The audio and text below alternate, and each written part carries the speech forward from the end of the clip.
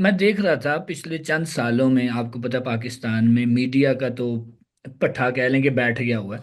लेकिन जो उसके अल्टरनेटिव जो यूट्यूब या जो पॉडकास्टिंग का एक बहुत बड़ा सैलाब आया है, और आप बहुत सारे पॉडकास्ट में जाते रहे हैं और वहाँ बड़ी अच्छी गुफ्तगू मुख्तलिफ मौज़ूआत पर हुई।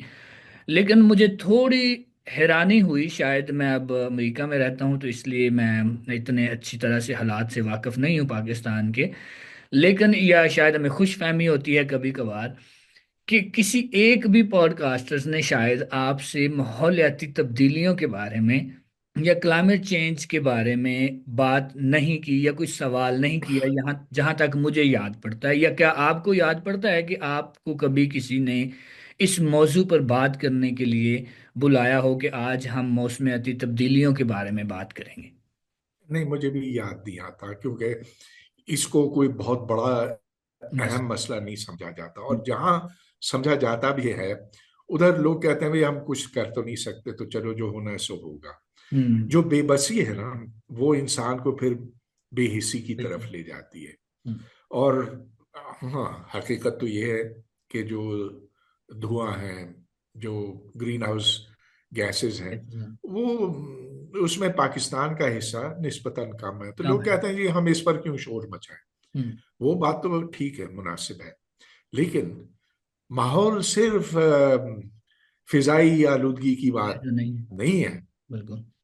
ये देखें कि हर शहर में अब जो आबादी बढ़ी है, और पाकिस्तान की जो कुल आबादी जो 28 मिलियन थी तकसीम के बंटवारे के वक्त, अब वो 250 250 मिलियन से तजावुज कर गई है। जिसका मतलब ये है कि लोग अब शहरों के अंदर दड़बों में रहते हैं। हम्म। अभी हाल में कराची गया था पिछले महीने, और मैं करीमाबाद और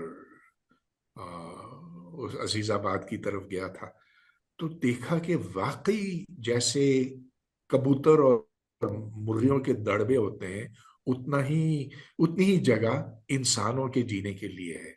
हम्म। और न उधर पानी है, साफ पानी है। हर एक जो है वो प्लास्टिक की बोतल से पीता है, क्योंकि उसको पता है कि वो दूसरा पानी जो है जहर है। जय।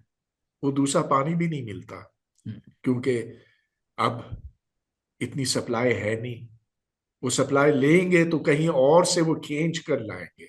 हम्म। हाँ, ये और बात है कि डिफेंस हाउसिंग सोसाइटी में जिंदगी मामूल के मुताबिक चलती है। उधर खुले बड़े मकान हैं, लेकिन आप रिंग रोड के उस पार चले जाएं हम्म। तो पता चलता है कि असल कराची क्या है।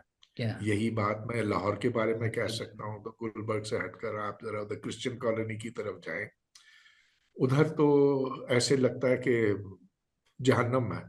हम्म। और अब पाकिस्तान में हर जगह ये चीज होने लगी है। अब माहौल को हमने खराब किया है ज्यादा बच्चे जान के। बिल्कुल। अब इसकी कोई बात ही नहीं करना चाहता, हम्म। क्योंकि वो मौलवियों से डरे हुए हैं। हम्म। मौलवी कहते हैं कि जितने ज्यादा पैदा होंगे, इतने ज्यादा मुजाहिद होंगे, इस्लाम की फतह इस तरह से होगी। भाई मौलवी, होश में आओ, खुदा के वास्ते। तुमने देखा नहीं कि गजा में क्या हुआ?